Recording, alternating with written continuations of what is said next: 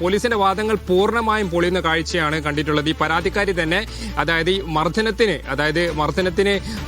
മർദ്ദനം സ്ഥിരീകരിക്കുകയാണ്. കൂടാതെ ഇതുമായി ബന്ധപ്പെട്ട് മറ്റൊരു പ്രധാനപ്പെട്ട കാര്യം ഇങ്ങനെ അതായത് ഇതിൽ ആ സമയത്ത് പോലീസ് സിയാദിനെ മർദ്ദിക്കുന്ന സമയത്ത് എസ് ഐ അതായത് ഇവിടെ നിന്ന് ട്രാൻസ്ഫർ ആയി പോയ എസ് ഐ അതുലും അതായത് ശ്രീജിത്തിന്റെ കൂടെ ഉണ്ട്. ആകെ 4 പോലീസുകാരായിരുന്നു. അതായത് ആ സമയത്ത് മഫ്തിയിലായിരുന്നു അതിലുണ്ടായിരുന്നത്, യൂണിഫോമിലല്ല. കൂടാതെ ഒരു ലേഡി ഉദ്യോഗസ്ഥ പോലും ആ സമയത്ത് ജീപ്പിലുണ്ടായിരുന്നില്ല. ഈ പെൺകുട്ടിയുടെ പരാതിയിലാണ് കേസ് അന്വേഷിക്കുന്നത്. പക്ഷെ ആ സമയത്ത് പോലും ഒരു വനിതാ ഉദ്യോഗസ്ഥ പോലും ആ സമയത്ത് ജീപ്പിലുണ്ടായിരുന്നില്ല. അതേപോലെ തന്നെ പൂർണ്ണമായും നടപടിക്രമങ്ങൾ പാലിച്ചാണ് എന്ന അറസ്റ്റ് എന്ന കാര്യത്തിൽ പോലും ഇപ്പോൾ വ്യക്തതയില്ല. അതുമായി ബന്ധപ്പെട്ട സ്ഥിരീകരണം വന്നിട്ട് ലോക്കൽ പോലീസിന്റെ ഭാഗത്ത് നിന്നാണ് അതായത് ഈ സിയാദിനെ മർദ്ദിച്ചതിന് തെളിവില്ല എന്ന് പറയുന്നത്. എന്നാൽ ആ പോലീസിന്റെ വാദം പൂർണ്ണമായും പൊളിയുന്ന ഒരു കാഴ്ചയാണ് ഇപ്പോൾ കാണാൻ കഴിയുന്നത്. കൂടാതെ ഏറ്റവും പ്രധാനപ്പെട്ട കാര്യത്തിൽ ഈ വിഷയത്തിനകത്ത് ആഭ്യന്തര വകുപ്പ് മന്ത്രി ഇടപെട്ടു. അതോടൊപ്പം തന്നെ ഇന്റലിജൻസ് മേധാവിയോട് ആഭ്യന്തര വകുപ്പ് റിപ്പോർട്ട് തേടുകയും ചെയ്തിട്ടുണ്ട്. ഈ വിഷയവുമായി ബന്ധപ്പെട്ട് കൊല്ലത്തെ ക്രൈം ഡിവൈഎസ്പി ഈ വിഷയവുമായി ബന്ധപ്പെട്ട് സിയാദിന്റെ മരണവുമായി ബന്ധപ്പെട്ട് ഈ കേസ് അന്വേഷിക്കും. ഈ കേസുമായി ബന്ധപ്പെട്ട് പോലീസ് തുടക്കത്തിലെ പറയുന്നത് മിനിയാന്നായിരുന്നു ഈ സിയാദിന്റെ പോസ്റ്റ്മോർട്ടം നടപടികൾ പൂർത്തിയായിട്ടുള്ളത്. അതിൽ പോലീസ് പറയുന്നത് സിയാദിന് മഞ്ഞപ്പിത്തമുണ്ടായിരുന്ന ഹെപ്പറ്റൈറ്റിസ് സി ആയിരുന്നു ഉണ്ടായിരുന്നത്. അതുകൊണ്ടാണ് സിയാദ് മരണപ്പെട്ടതെന്ന കാര്യമായിരുന്നു ഈ പോലീസിന്റെ ഭാഗത്തുള്ള ഭാഷ. പക്ഷേ ഇപ്പോഴും സിയാദിന്റെ പാരന്റ്സ് അതായത് സിയാദിന്റെ മാതാപിതാക്കൾ ഡോക്ടർമാർ സമ്മതിക്കുന്നുണ്ടോ അനൽക്ക? അതായത് നമ്മൾ ഡോക്ടർമാരുമായി സംസാരിച്ചു. ആ ഘട്ടത്തിൽ ഡോക്ടർമാർ ഉൾപ്പെടെ പറയുന്നത് അതായത് ഈ വാരിലിന് ഏതെങ്കിലും തരത്തിൽ ക്ഷതമേറ്റു കഴിഞ്ഞാൽ അത് ശരീരത്തിലെ മറ്റ് അവയവങ്ങളിലേക്ക് അതായത് ഈ പൊട്ടിയ ഭാഗം ശരീരത്തിന്റെ മറ്റ് അവയവങ്ങളിലേക്ക് കടന്നു നിന്നാൽ ഇത്തരത്തിൽ ഈ ഹെപ്പറ്റൈറ്റിസ് സി ഉണ്ടാകാനുള്ള സാധ്യത വളരെ കൂടുതലാണെന്നാണ് പറയുന്നത്. അതായത് ഈ വാരിയിൽ പൊട്ടിക്കഴിഞ്ഞതിന് ശേഷം അതായത് ഈ ഭാഗം വാരിലിന്റെ ഒരു ഭാഗം ശരീരത്തിന് മറ്റ് അവയവങ്ങളിലേക്ക് കടക്കുന്നു, നീര് വെക്കുന്നു. അങ്ങനെ അതായത് അതുകൊണ്ട് വളരെ പ്രധാനപ്പെട്ട ഒരു വീഴ്ച എന്ന് പറയുന്നത് കസ്റ്റഡി മർദ്ദനത്തിന് ഇരയായ ഒരാൾ ആശുപത്രിയിൽ ചികിത്സ തേടുമ്പോൾ ആ ഡോക്ടർമാർ അത് റിപ്പോർട്ട് ചെയ്യണ്ടേ? കസ്റ്റഡി മരണം ഉണ്ടായി എന്നുള്ളത്, വാരിയിൽ പൊട്ടിയത് എങ്ങനെയാണെന്നുള്ളത് റിപ്പോർട്ട് ചെയ്യണ്ടേ? ആ കാര്യത്തിൽ വീഴ്ച ഉണ്ടായിട്ടില്ലേ?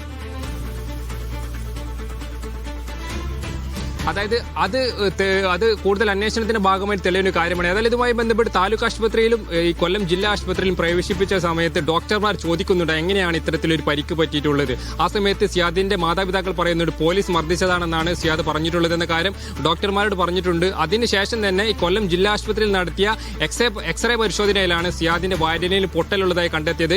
ആ പൊട്ടലുള്ള കാര്യം അത് സിയാദിന്റെ മാതാപിതാക്കളോട് കൊല്ലം ജില്ലാ ആശുപത്രിയിലെ ഡോക്ടർമാർ പറഞ്ഞതായതാണ് ഈ മാതാപിതാക്കൾ പറയുന്നത് ചെയ്തിട്ടുള്ളത്. അതായത് കുടുംബം ഇപ്പോഴും ആ ആരോപണത്തിൽ പോലീസ് മർദ്ദിച്ചു എന്ന ആരോപണത്തിൽ, ക്രൂരമായി മർദ്ദിച്ചു എന്ന ആരോപണത്തിൽ പോലീസ് ഇപ്പോഴും ഉറച്ചു നിൽക്കുകയാണ്. പോലീസ് മാതാപിതാക്കൾ ഉറച്ചു നിൽക്കുകയാണ്. കൂടാതെ ഇതുമായി ബന്ധപ്പെട്ട് മുഖ്യമന്ത്രിക്കും DGPക്കും പരാതി നൽകും. കുറ്റക്കാരായിട്ടുള്ള ഈ മർദ്ദനത്തിന് നേതൃത്വം നൽകിയെന്ന് പറയുന്ന CPS ശ്രീജിത്തിനെതിരെ മുൻപ് ആരോപണങ്ങൾ ഉണ്ടായിട്ടുണ്ട്. തീർച്ചയായിട്ടും അതായത് ഈ കുണ്ടറ പോലീസ് സ്റ്റേഷൻ എന്ന് പറയുന്നത് സ്ഥിരമായി പോലീസുകാർക്കെതിരെ ഇതുമായി ബന്ധപ്പെട്ട് ഈ നടപടി ഉണ്ടാകുന്ന ഒരു സ്ഥലം കൂടിയാണ്. അതായത് ഈ അവരുടെ സർവീസ് ചട്ടലംഘനങ്ങൾ നിരവധിയായിട്ട് നടന്നിട്ടൊരു സ്റ്റേഷൻ കൂടിയാണ് ഈ കുണ്ടറ പോലീസ് സ്റ്റേഷൻ.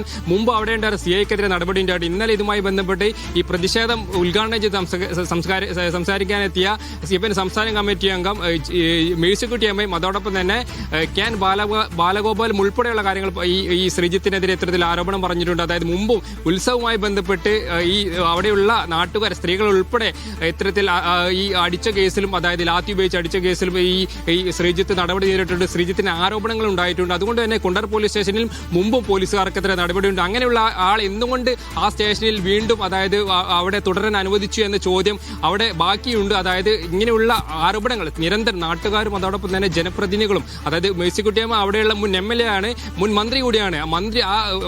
മുൻ ജനപ്രതിനിധിയാണ് ഇതുമായി ബന്ധപ്പെട്ട് കുണ്ടർ പോലീസ് സ്റ്റേഷനിൽ ഈ ശ്രീജിത്തിനെതിരെ ആരോപണം പറഞ്ഞിട്ടുള്ളത്. ശ്രീജിത്തിനെതിരെ മുമ്പ് നാട്ടുകാർക്കിടയിൽ പോലും വലിയ രീതിയിലുള്ള ജനങ്ങൾക്കിടയിൽ മോശമായി ഇടപെട്ടു എന്ന കാര്യത്തിലൊക്കെ തന്നെ മോശമായി സംസാരിച്ച ഉൾപ്പെടെയുള്ള കാര്യങ്ങളിൽ ജനങ്ങൾക്കിടയിൽ തന്നെ അത്തരമൊരു ആരോപണം ഉയർന്നു വന്നിരുന്നു. ആ പശ്ചാത്തലത്തിലും ആ ശ്രീജിത്തിനെതിരെ പിന്നെയും എന്തിനാണ് തുടരാൻ അനുവദിച്ചെന്നൊരു ചോദ്യമുണ്ട്. അതോടൊപ്പം തന്നെ ആ സിയാദിനെ മർദ്ദിക്കുന്ന സമയത്ത് അതായത് ആ SI ആയിട്ടുള്ള അതുലും കൂടെ ഉണ്ടായിരുന്നു.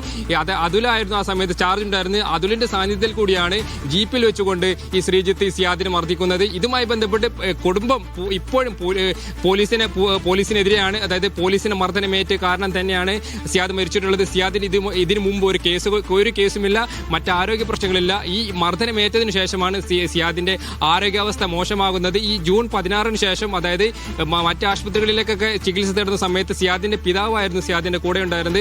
ആ ഘട്ടത്തിൽ തന്നെ സിയാദിന് വലിയ രീതിയിൽ, അതായത് ഈ ആരോഗ്യാവസ്ഥ മോശമാകുന്നു, അതൊക്കെ പിതാവ് നേരിട്ട് കാണുന്നുണ്ട്. ഡോക്ടർമാർ ഉൾപ്പെടെ സാക്ഷ്യപ്പെടുത്തുന്നുണ്ട്. ഭാര്യയിൽ ക്ഷതം സംഭവിച്ച കാര്യങ്ങൾ ഉൾപ്പെടെ പിതാവിന്റെ അടുത്ത് സൂചിപ്പിക്കുകയും ചെയ്യുന്നുണ്ട്. ഈ വിഷയത്തിനകത്ത് നിലവിൽ ആഭ്യന്തര വകുപ്പ് അന്വേഷണം പ്രഖ്യാപിച്ചിട്ടുണ്ട്.